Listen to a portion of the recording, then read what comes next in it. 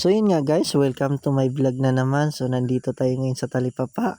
Magbablog na naman tayo. At yun nga guys, maraming salamat po kay Kuya Ron in the island po. So yan, nagbisita sa ating bahay. At maraming salamat din sa mga followers ko dyan na nagsusupport at nanonood ng video.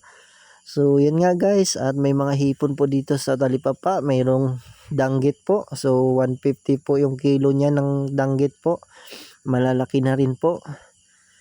So dito nga po mayroong mga isdang bato, mayroong lapu-lapu, may kilawan, may snapper po. So yan nga guys, ang kilo po niyan is nasa ano po yan, nasa 140, 160.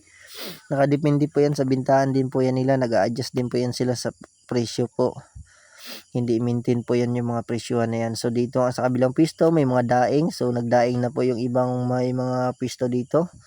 Mayroong mga salmoniti, mayroong mga yan mga tulingan. So mayroong mga bisugo, matambaka, buraw. So alo-alo po yung mga isda dito sa Talipapa.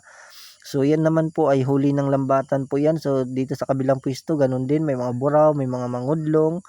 So mayroong mga bisugo, mayroong mga tulingan, buraw. So pare-pareho po yung isda dito sa kabilang pwesto kasi nga isa lang pinagkukunan nila.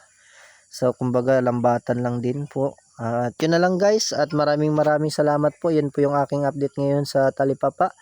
At maraming salamat sa inyo guys. At kung nagustuhan mo yung video ko, follow mo na lang din ako. And yun na lang guys, and God bless.